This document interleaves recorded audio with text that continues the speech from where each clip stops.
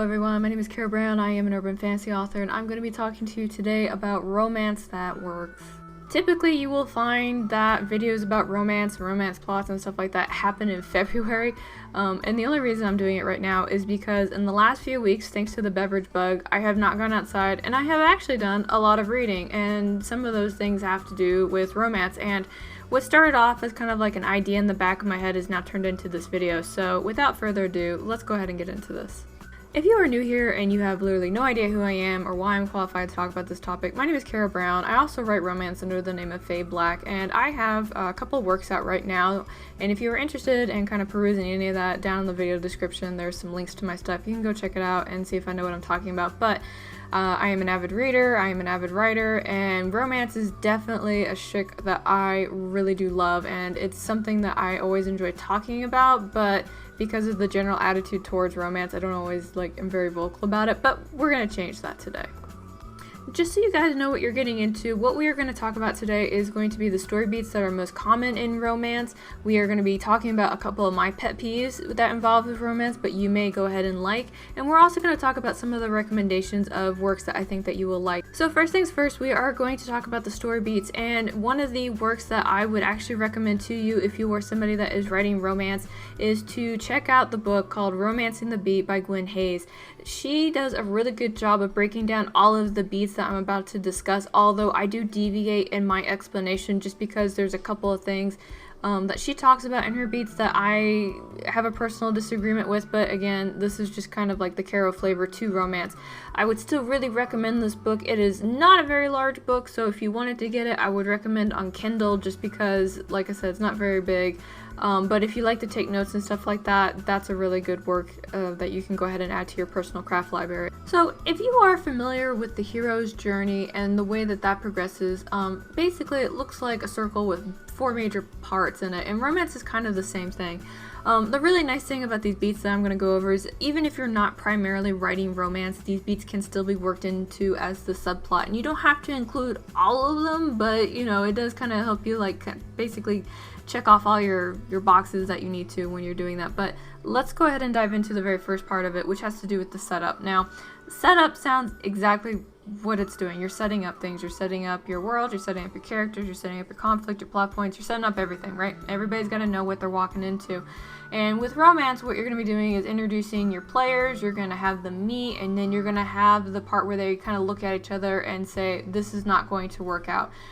Every story has something along those lines. Now, when you're having the introduction to your characters, if you only have one point of view, the introduction to your second character is just going to be when it's going to be kind of in part of the meet cute part where they first meet each other for the first time, especially if you're not going to do a dual POV. And frequently what I see is that you have the meet cute happen, and then within that meet cute, there's also the no way plot point, which basically means that this is, for some reason, there's no way that these characters can be together. They can't fall in love, they can't like each other, whatever. This could be anything from social status to job conflict to maybe there's an age gap, you know, it can be anything. And your mute cute can look pretty much like anything. For example, in Queen of Swords and Silence, when Ghost first meets David, they're trying to kill each other. That's literally how that meet cute happens. And I don't want to spoil that too much, but I had a good time writing it, and I hope that you guys would have a good time reading it. Now, once you have your players on the board and you have them kind of asserting about why they can't be together, that's when you run into the adhesion plot thrust, which is basically the main plot of your story, right? This is the plot of your story playing in effect.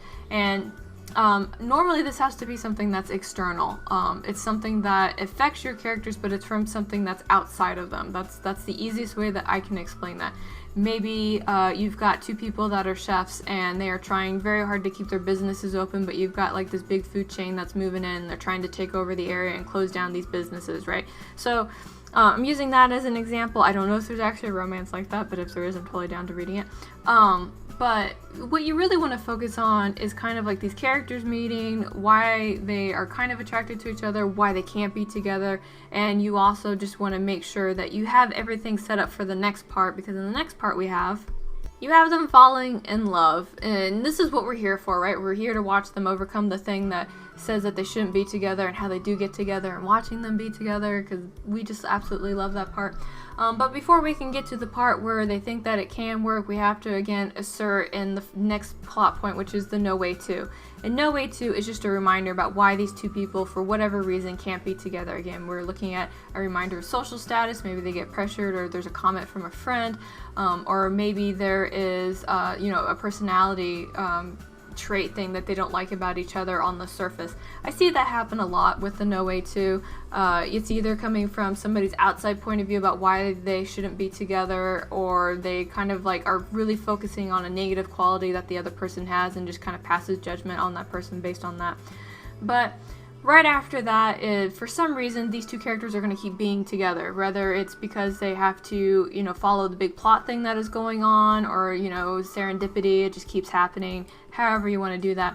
But because they keep finding themselves together in the same space in some shape or somehow, they end up getting to know each other a little bit more, and they start seeing that maybe this can work. And through getting to know each other is when they start also building desire for each other. And I mean that like in a physical chemistry kind of way. This is where they start noticing that, like, hey, so-and-so's not too bad looking.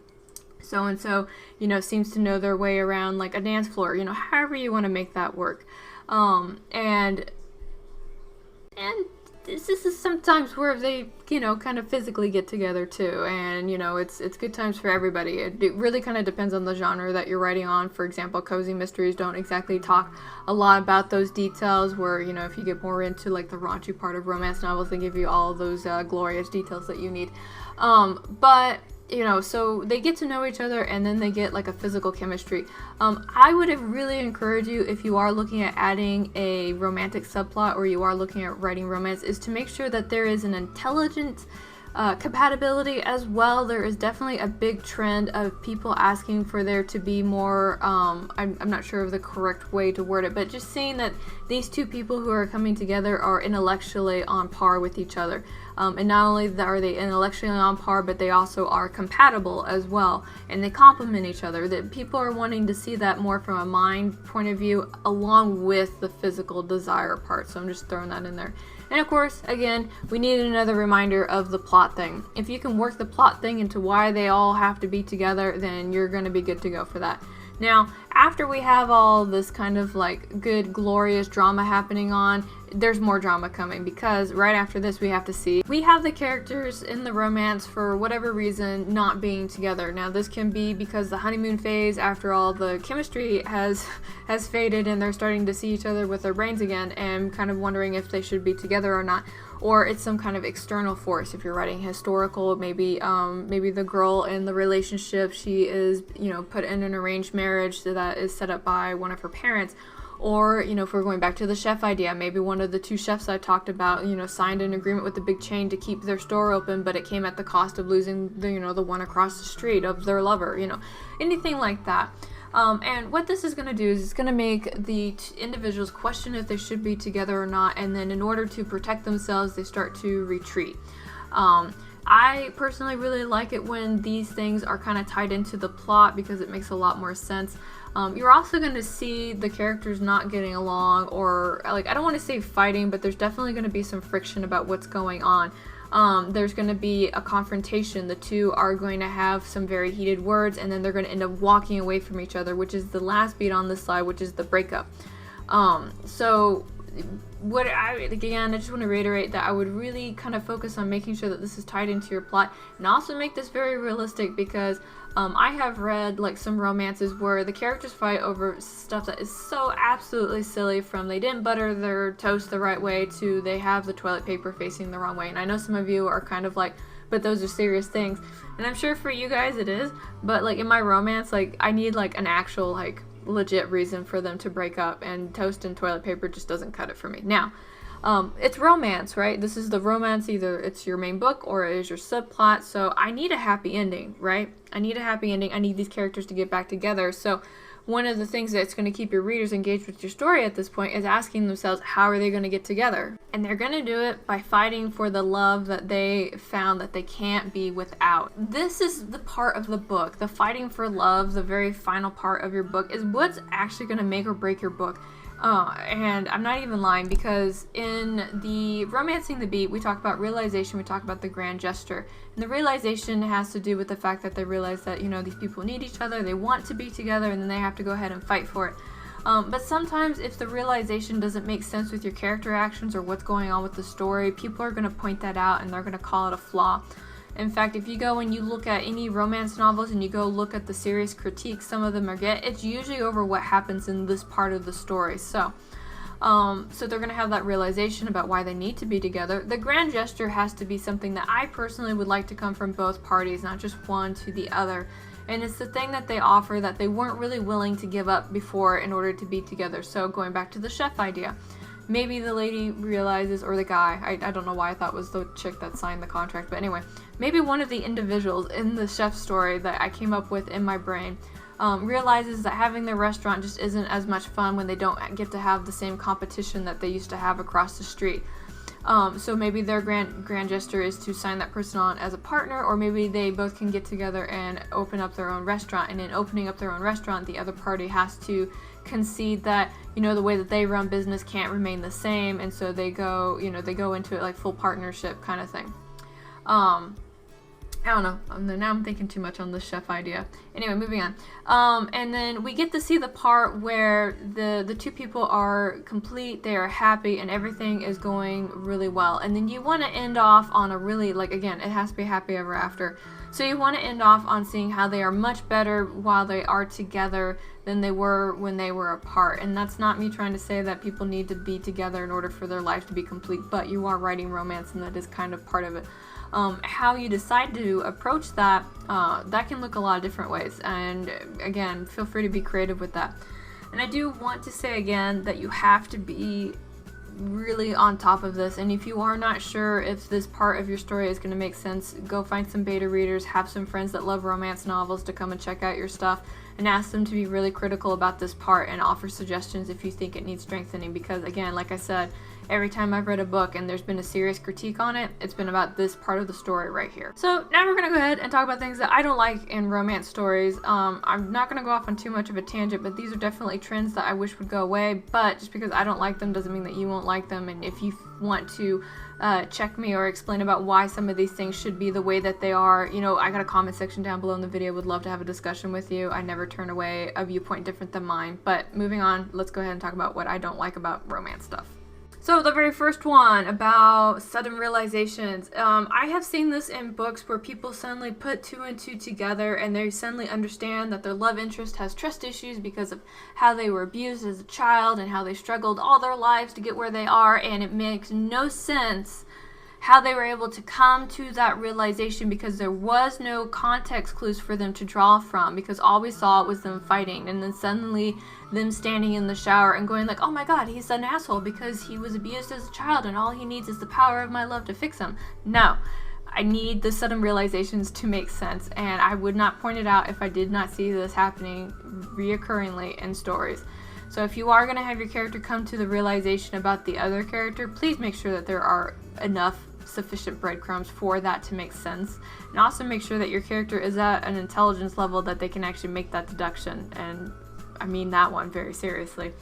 The other thing that I hate in romance is the I can fix him trope. It is the women that want to get together with, I say he, but it can be anybody, because they think that they can fix them, they can improve their lives, they can teach them how to be better people, whatever. This is a human being, it is not an art project, okay? And people can only change if they want to change. So, like, the whole females, like, I can fix him if I just kind of, like, cuddle him more. I'm done. I'm over it. Please make that go away. The other thing that I really hate, and this is usually with the viewpoint of the male, and it's that suddenly he just came into a huge wealth of money. He was dirt poor at the start of the book, and somebody's like, oh, all this crap that you had in your basement's actually worth millions of dollars. Congratulations, and now you're a 1%er. I hate that. And I hate that for a lot of different reasons. One, it's a really weak plot device, and two, it really speaks very loudly to me that the female love interest had zero interest in the guy until he had money. I know that there are definitely some people that are looking for their lovers to be financially independent, but there's being financially independent and then there's just suddenly being a billionaire, so, like, just saying. The other thing has to do with female lead characters, which I have a really hard time coping with, and I want to make it very clear that there is a difference between a character being a spitfire, as in she's got a lot of passion and she's very forward driven, and then being an outright bitch. And confusing the two drives me absolutely crazy. I don't know about you guys. I usually, like, if I'm in the presence of a spitfire, I know that they're like a feisty person that, you know, if you start a bar fight, they're gonna go ahead and engage in it because, you know, there's pride at stake and things like that. Where bitches are just mean to people because they can be, alright? So there's definitely a difference, and if you're gonna make your character spunky, that's totally fine. Just be aware of how spunky she is. When she moves into the level of, like, not being likable, or, you know, to the point where her personality is a big turnoff for pretty much anybody, you may want to revisit that character.